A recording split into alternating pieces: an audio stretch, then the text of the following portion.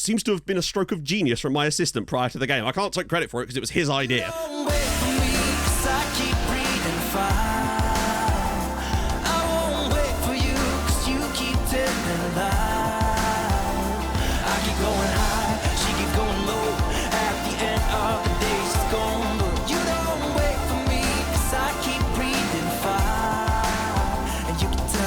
Hi guys, and welcome back to another episode of Outcasts to Icons with me. So, final day of the season. Of course, if you've been enjoying the series up to this point, do smash a like out on the video. That would be fantastic. Helps out the channel and all that jazz. So, you might notice that we're the only fixture today, our game against Osijek, and that we're on a Tuesday night. Well, let me explain. So, yeah, the match was called off on the Saturday due to a waterlogged pitch. Now, all the other games went on without a problem. There were reports, however, of Zagreb fans actually sneaking into the Osijek stadium with a fire truck and a fire hose to basically dampen the pitch down to get the game called off. I don't know why they felt the need to do that. But hey, I suppose these little mind games getting in there. I even heard that some of our youth team players might have been amongst the group. Hilariously off the back of that, of course. I'd already done a press conference about the game before the game was called off. And then yesterday, we had the exact same press conference. There were 14, no, not 14, it was a lot of questions, and they were all exactly the same. I'm starting to think that there weren't actually journalists there and they're just sentient meat robots now. Also, we're up to 70% rep now, which is really nice. Should help us in the future with future jobs. Now, today's plan, obviously, is we're going to play against Osijek. If we were to win the title today, then I'd probably do the other two games off camera, and I want to focus on some other stuff today as well. I want to have a little look through the squad, do a few little bits of planning for next year, potentially, do a little bit of look at the squad depth, stuff like that, to get some ideas as to what I want to do across the summer transfer-wise, as well as show you the other leagues, and maybe some of the major leagues as well, just so you can see what's been going on around the rest of Europe outside of just the leagues that we've been managing in. Having a little bit of extra days off certainly isn't the end of the world. I might just do a selection advice, actually, just because it might want to shuffle our defence around. What on earth? What on earth is my assistant on tonight? Okay. Well, I regret doing that now. So, yeah, no, I'm not going to play Daniel Braganza as a left-back. Isn't he right-footed for a start? No, he's actually not. Hilariously, he's not even awful, now that I look at it, as a left-back. But I don't know if that's really what I want to be doing here. Everywhere else in the squad, I'm pretty happy with for the moment.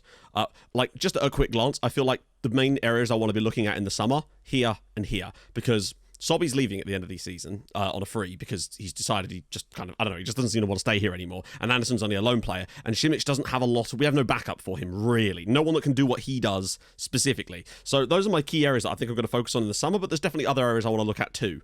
So console will come with a kind of like, part of me was nearly tempted to try the whole thing with that, but honestly, I think my plan for today would be, if we would have won the title, I might actually try out Braganza at left back for a couple of games, just to see how he functions, but the rest of the team I'm extremely happy with. Mihailovic has struggled a little bit as of late, but he has scored 10 goals this season, so I do still at least have that level of trust in him, and obviously other players have been out injured anyway. Konsa and Hodak is fine by me. Annoyingly, Basila is still out. Yeah, he is. So we're going to put Regan Booty on the bench. What could possibly go wrong there? I think the key thing for me is don't give away another bloody penalty. Situation is simple. We're 8 points clear. There's 3 games to go. If we were to take a draw away at Osijek here, we would be champions. And that would be I'd be happy times. I think we've had a really good season. We've played bloody well for the most part. Just a little wobble in the last couple of games, but really it's only 1 league game, and 2 defeats all season is pretty bloody good. So I'm actually very happy. We're 6 points better off already with 3 games still to play. I think we've definitely improved this team since joining, and it's nice to have actually had a bit of a title race this season. I honestly expected it to be a bit more of a walkover in terms of the easiness, but it's not, and I've actually really enjoyed the fact that we've had a title challenger this season, and it's not just been a case of us walking away with the league, because last season, if we'd got a similar points total, we'd have finished about 20 points clear at the top. Pavlich is slowly losing the shoot from distance trait, hopefully, which I think is the sort of final piece of the puzzle as far as making him an absolute don. Please, oh, he's gone past one, pulls it back for Husic, good save from Ivanovic. Van Kalm, he's always very dangerous. Saranic, good save from Ivanovic. Edge of the area, they've had a few little threatening shots. They are very much playing like a team that knows that they have to win this game. PP, edge of the box for Candelaria, getting really far forward. Anderson with a block. Oh no! Kind of cagey first half, but so far so good. We kind of shut them up about midway through the first half. Made a slight change, and I noticed that against 4-2-3-1s, sometimes that middle route can work a bit better, and it was around about here where I changed it. All right, team are looking up for this second half. Let's go find ourselves that goal. Let's just go and win the title at our biggest rivals for the title this season. That would be very, very satisfying. After that incredible 4-3 result we had earlier this season, it would be even more satisfying to win the title against them on their own ground as well, just to really add insult to injury. Although annoyingly, I do get the feeling they'll probably go and win the cup. PP is another player that I think since Christmas has finally settled into this team and found himself his role. And he may not be playing fantastic today, but since Christmas, he's been sensational. Very, very often coming up with increasingly important goals and just making some lovely work in that midfield. Really been enjoying him overly more than Braganza in many ways. Candelaria round the side for Anderson again. He's in on goal. It's a tight angle. Goes for goal. Poked home though by Tony Mihailovic. Right place, right time. Tony the tank engine pokes us home, and now surely we are just 45, no, not even 45, 30-something minutes away from winning the title this season. Lovely little ball from Pavlich. Great ball around the side from Candelaria. Anderson, it's a good effort, comes back, and Tony's there to poke it home. 11 goals this season is actually exactly the sort of return I would have liked from him, in fairness. Oh, what a ball for Candelaria. Lovely pick out for the overlapping run. Candelaria's ball in, and Streakic's header is wide. Oh, now Eben Anderson's hurt himself. Yeah. You see what I mean about the lack of options we've kind of got for this role now. I think that's definitely where we need to look in the summer. Fischer's going to come on there. Braganza. I've brought Braganza on at left back because I just want to try this out here. I've also got Mezga. Not Mezga. Some other people are on. Braganza now, bringing it down this left-hand side. So much space is given to him. Wow. Juraj Bosancic, straight off the bench. The youngster has done it again. I really do feel like we've got a rotation option as a striker for this team at the moment. Like, Streakic obviously is the Don when it comes to being a striker in this team, but I mean, Braganza straight off the bench, and it's a delicious cross. And Juraj Bosancic straight on the end of it, 2-0, and surely we're going to be champions now, and it's the youngster again. Oh, Braganza! What a goal! Daniel Braganza off the bench from left back scores his first goal of the season. That's kind of mad. I've played him as an attacking Metsala all season, and the first time he scores a goal from us is from bloody left back. Great assist from Dinko Pavlich. Yet again, doing mad things. Just drops it back inside, and Braganza's just hammered that on his left foot. Ooh, that is an interesting development in the way that this squad works. 3-0. Could knock one over the top. No, goes short for Pavlich. But again, he finds Braganza, who's coming forward, and he can find a pass probably off of this. He's got a goal and an assist already. It's 4. Tony Mihailovic on the pitch again. Daniel Braganza has come off the bench and got 2 goals and an assist from left back. Ooh. Wow. Hey, what? No replay. Okay. Osijek 0. Dinamo Zagreb 4. That's what you call a title-winning performance. When it's mattered the most, we've come up with it, but bloody hell, Braganza to left back seems to have been a stroke of genius from my assistant prior to the game. I can't take credit for it because it was his idea, but bloody hell, what a moment. 2 assists for Braganza and a goal. Pavlich was also excellent in this game too. Mihailovic with a brace, and that's it. We are champions with a 4-0 trashing of Osijek, and they'll go up to collect the trophy for the second time since we took over, but this one means so much more because we've won it. We've done the full season. We've played well, played some good football, definitely improved them from where they were last season, certainly at the end of last season anyway. Already, I think, 7 or 8 points better off, and we've still got more matches to go to really extend that as well. But we've had a nice title battle this season, and we are the champions for yet another season. That's another title win under our book. For me, that's our first ever title win, proper top division title win of this save that actually counts in my book. So great win for the lads. Well done. Right, we're back. We had to finish off the 2 remaining games of the season, and we did exactly that. Away at Šibenik here. Streakic bringing the ball down. PP puts a gorgeous ball through for Daniel Mezga, who just slots it home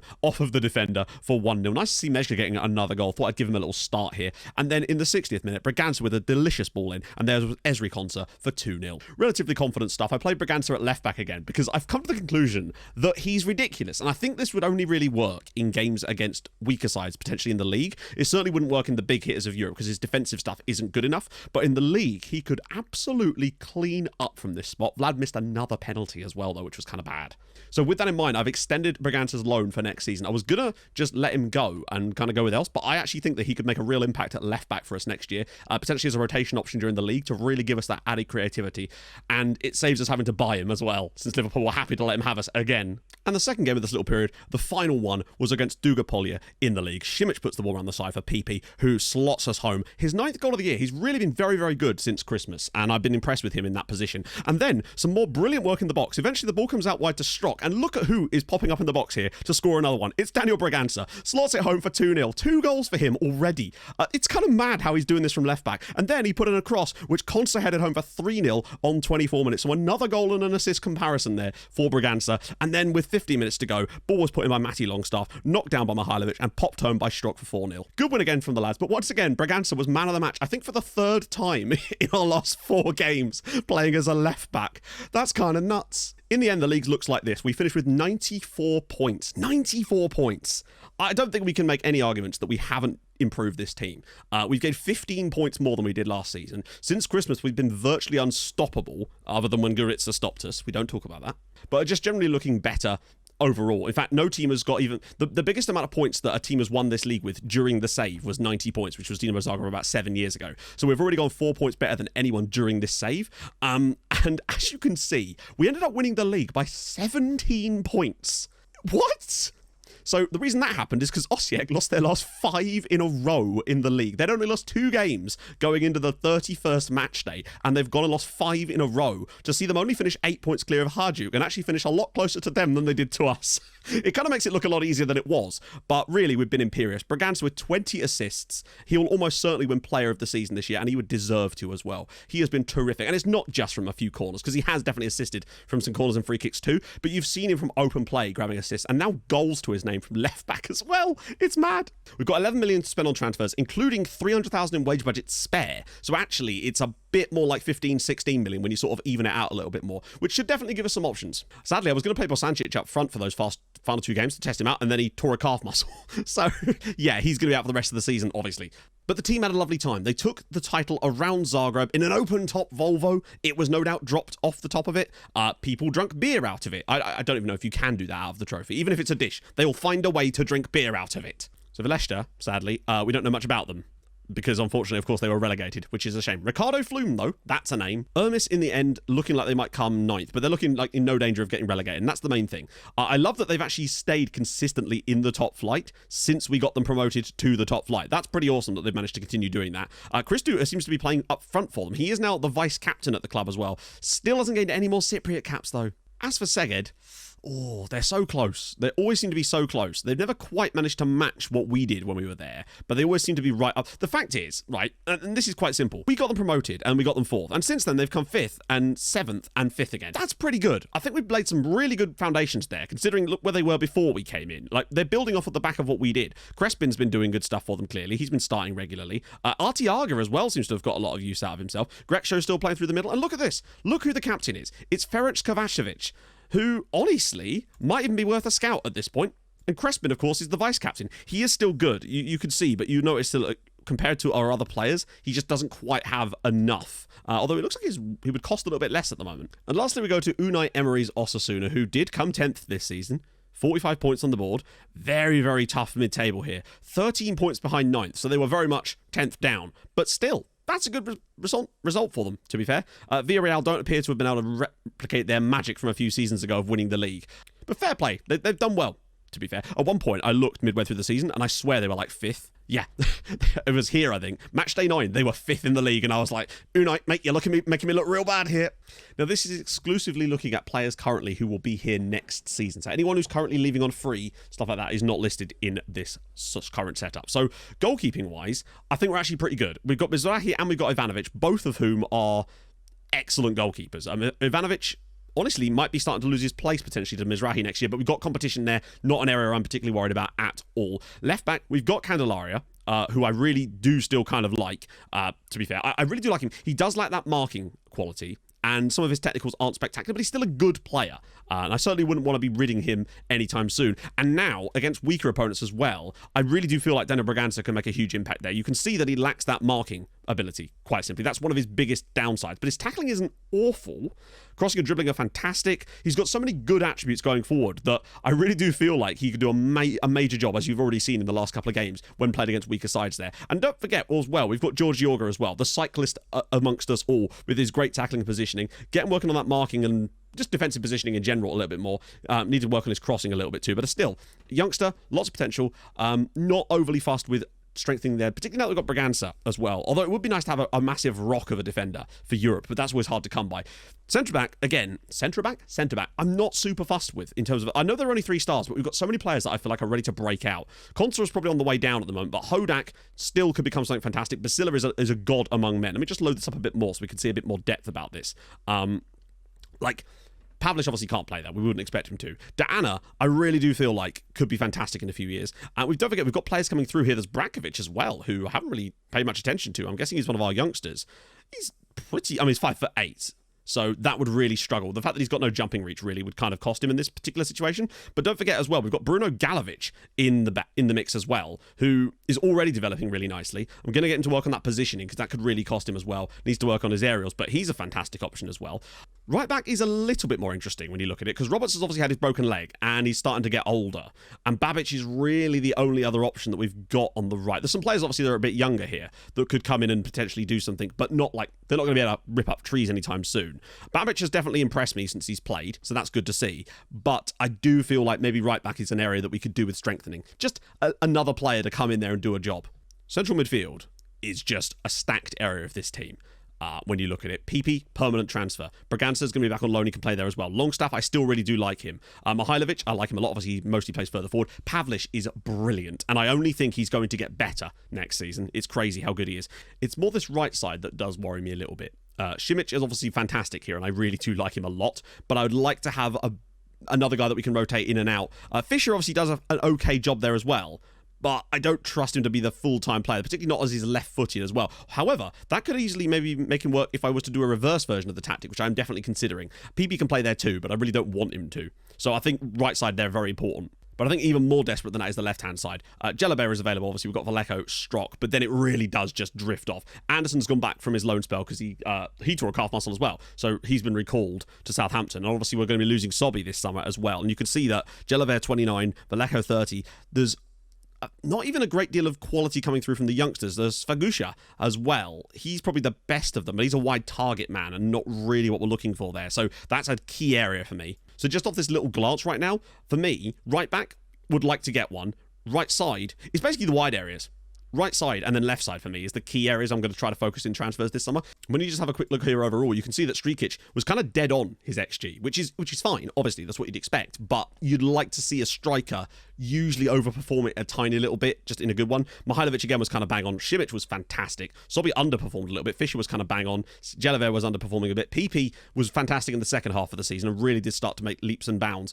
Mezga was pretty much spot on. Basila was excellent. Strock was fine. Konsa was phenomenal. Braganza as well. He's kind of dead on, but he's been superb. 21 assists this season, and I think if he plays at left back a bit in the league next year, he's going to find himself a lot of goals and potentially lots of assists as well with that crossing ability. But I am going to probably make a reverse version of the tactic, just because I want to see if maybe getting Vlad back on that left foot could make a difference to him. Hopefully we can facilitate that with the rest of the squad and it won't bugger up things too much, because that's one of the things I'm always wary about. Rejigging an entire team to facilitate one tiny thing could set off a ripple effect that could bugger up everything else, because it might put about 6 other people on their wrong feet, which would then sort of offset the success you might get by moving Vlad. So Premier League has been wow. Liverpool City, 4 years of Liverpool, United, United. No real huge surprises going on there. The league itself as well is about as dead boring in terms of the makeup of it as physically possible. Yeah, Premier League continues to disappoint as far as a variety, but Southampton doing okay. Germany has kind of been a bit all over the place. Well, really not. It's been Bayern until Dortmund actually have started to take the reins a little bit as of late. Although Bayern only just won the league this season, although it hasn't updated here yet, on goal difference or head-to-head over Hertha. So that's kind of impressive. So fair play to them on that one. Italy's been a bit more fascinating. I've been looking a lot at Italy because it always shows up on the rest of the world screen. Juventus have won it, obviously. Milan have grabbed a couple of titles, which is interesting. Juventus again, then Milan, then a couple of titles for Inter as well. Back to Milan, and now back to Inter again, unless there is a massive shock on the final day there as well. So there you go. Bit of variation, I suppose. Wow, would you look at that? PSG are champions of Ligue 1. You just can't write these things. Hang on, sorry, what?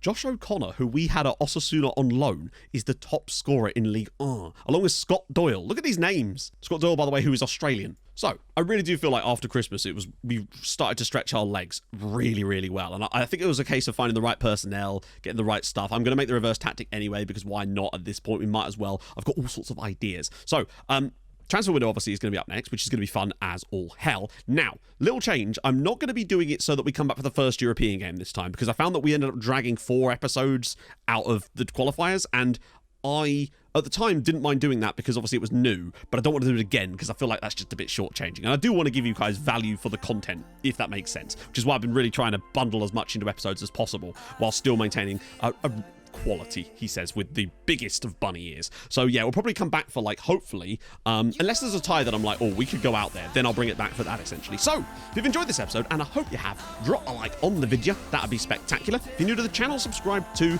That'd be glorious as well. And yeah, I stream on Twitch Tuesdays, Thursdays, Saturdays. We are reaching the end in the next couple of weeks, potentially, of Building a Nation with Tromsø, and things are hotting up, friends. Anyway, I'll see you guys soon. Thank you so much for watching. Hold your gun, capybara.